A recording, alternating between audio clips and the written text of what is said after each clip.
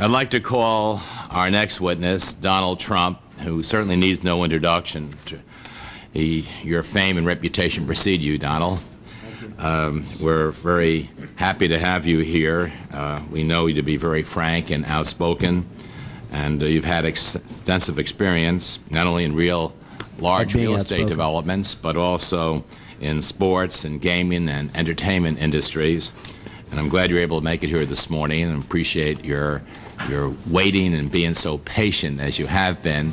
So we welcome you, especially to listen and learn from your experiences, as we know you've been very much involved in regard to this credit crunch that we have before our nation today. So you may proceed in any way that's comfortable with you. All right, thank you very much, Mr. Chairman. Sure.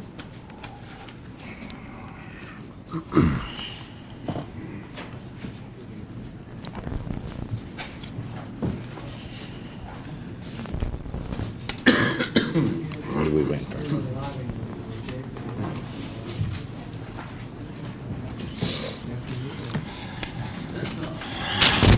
Donald, you may proceed. Thank you very much.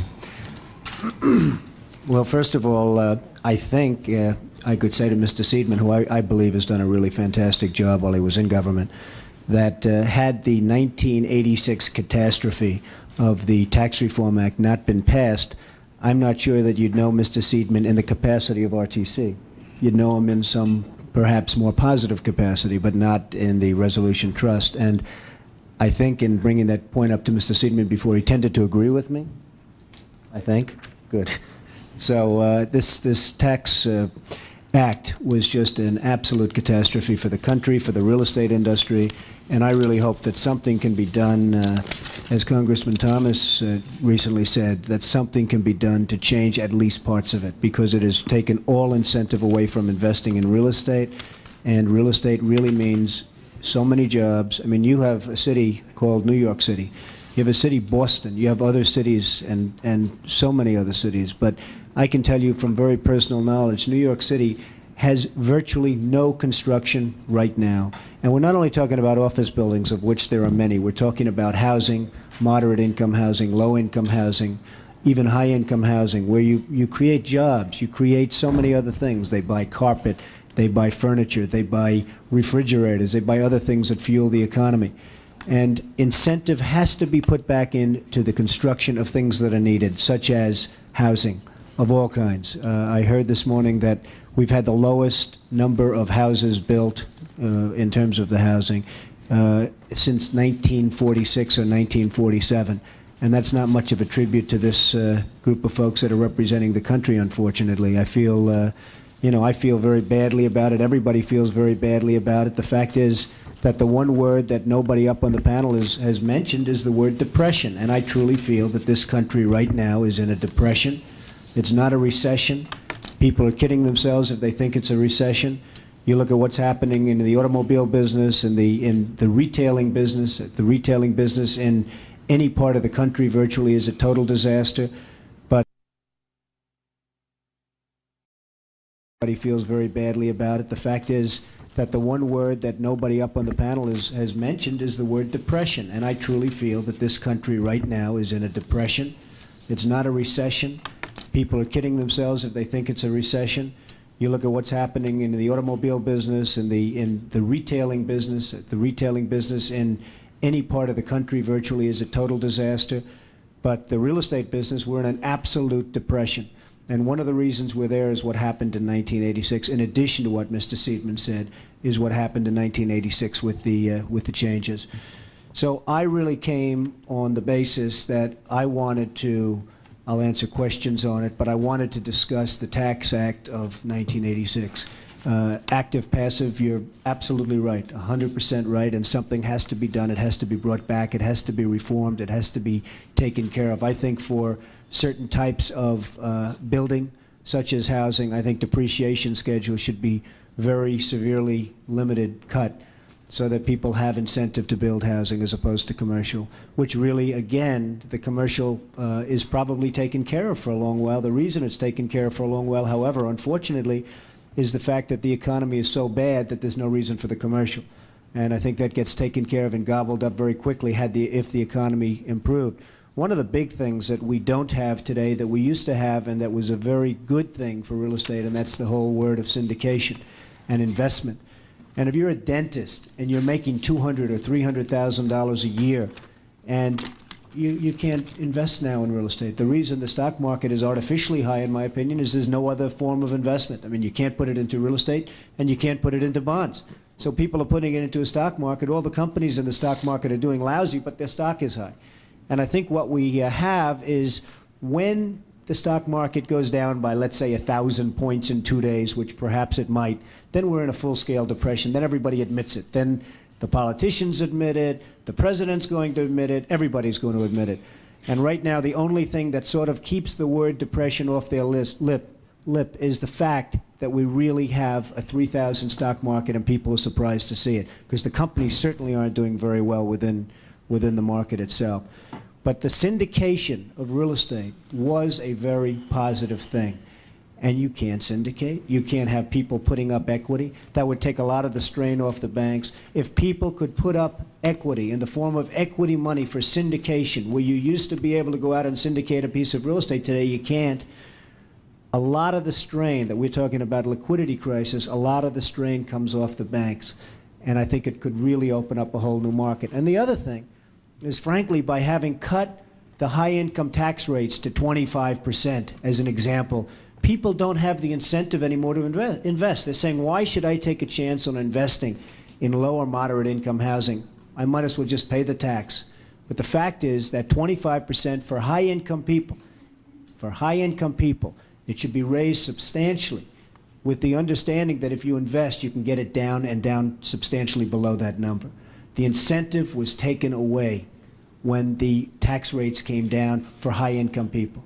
And I say leave the middle, leave the low, lower them. But people with money have to have the incentive. The dentists, the doctors, they have to have the incentive to invest, and there is no incentive. So New York City desperately needs housing. There's no housing being built. Every city needs housing now. There's no housing being built. And I hope at Ways and Means they're going to be able to do something with respect to housing, because if it's not done, you're just not going to have any construction jobs in this country. New York City has the lowest number of construction workers, I think, since the Depression. I was with a very, very capable firm the other day, the biggest construction firm in New York City, HRH, and it's called HRH Construction. And we were discussing what they had planned. They said they have not one building planned in New York City for the next 2 to 3 years. Now, you think of that. Not one building planned. So you say that means not one electrical worker. I mean, they're just finishing up some buildings, and when those buildings are finished, there's going to be nobody employed in the biggest industry in the country, because construction is the biggest industry in the country, and there's going to be virtually nobody employed. So I just I was asked to come by the chairman, and I make this plea that if something isn't done to put the incentive back, I mean, we're no different right now than the Soviet Union. They have no incentive, and we have no incentive. And if something isn't done to quickly put the incentive back, this country is going to be in very deep problems. It already is, but it's going to get far worse. Now, let me ask you, if Congress does nothing, doesn't take any course of action whatsoever, how long do you think it would take our country to climb out of the economic crisis that it's in today?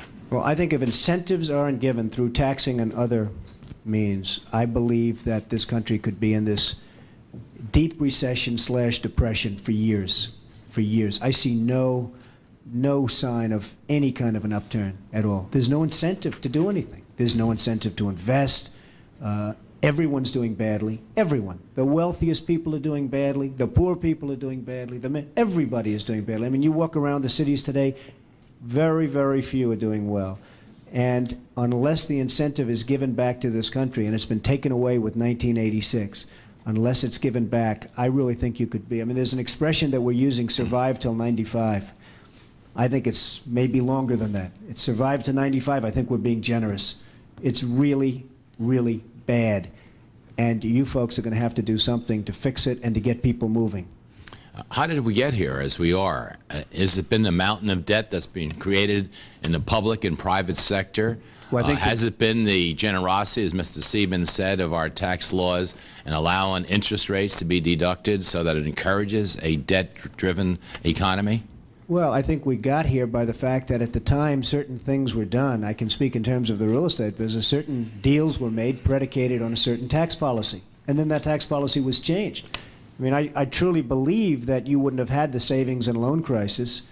I mean, you save minutia compared to the money that you've wasted on bailing out the savings and loans. Now, your insurance companies are in deep trouble, and I think they're going to get much worse because so much of their portfolio is in real estate. And I think you better save the real estate now. I mean, I can tell you, I bought things that were great deals in the middle 80s and even the later 80s. But when that tax law kicked in, really kicked in, all of a sudden those deals, which were good economic deals, were no longer good economic deals because they changed the game on me and they changed the game on everybody else. And it's pretty unfair. You make a deal predicated on a certain tax law and then they change the rules. So a lot of the problems that you've experienced are because of the fact that some very foolish people, in order to save a small amount of money, because they heard the word tax shelter and they thought the word tax shelter was a bad thing, as opposed to saying it's an investment in real estate. I mean, an investment in low-income housing, they call a tax shelter. And the word tax shelter is like the word junk bond. It's a very bad-sounding word, even though it isn't necessarily a bad thing. So they heard the word tax shelter, and politically they didn't like that word, and they said, let's get rid of tax shelters. But when they got rid of tax shelters, they got rid of people investing in low and moderate income housing and lots of other good things. And I think you're going to have to go back. They could have corrected 1982, the law, 1982. They could have corrected it, gotten rid of the abuse, and had a great situation today. You wouldn't have had the savings and loan problems. I don't think you would have had many of the banking problems. You wouldn't have had what is going to befall you now, I think. They were just stronger to start off with, but I think the insurance companies are going to be in very deep trouble because of the values of their real estate have been eroded because of what Congress has done. So you have some very deep problems that can be corrected fairly simply by putting the incentives back. Real estate has always been one of America's favorite industries. The tax code has long favored real estate to a great extent because it employs so many people and is so important for the welfare of our economy. In 1981, we became very generous with real estate. We cut depreciation schedules in half. We gave tax credits. Would you say that's where we started to go wrong? Is that where we were overbuilding shopping centers and commercial buildings that were not filled? Well, I think that's where you started to go right, but maybe there was an excess. I think if it was channeled more toward the housing, which has always been, I mean, there's never been enough housing. You need it desperately. And I'm talking all forms of housing. You need it desperately. Including low-income housing. Including low-income housing, absolutely. And including senior citizen housing and dormitory housing and other forms of housing. There has never been, it's an insatiable thing. And you could really get that going. But what you're also getting going is jobs. Because I'll tell you what, New York unemployment and other cities' unemployment is astronomical. I think it's much higher than the numbers are indicating. I just don't think it's been reflected yet. If you look at what's going to happen with the construction industry in the next few years, forget it. There's not going to be anybody working.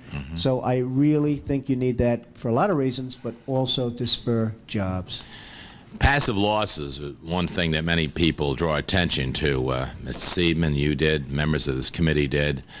When we passed it, we had no hearings to my knowledge on it. It happened almost overnight, and it was a surprise, so that it was never given the full thought and attention it should have before we made such a bold and important move. There is a bill now that Mike Andrews has with several hundred, I understand, sponsors that hasn't moved through the committee yet, the Ways and Means Committee, which says that developers should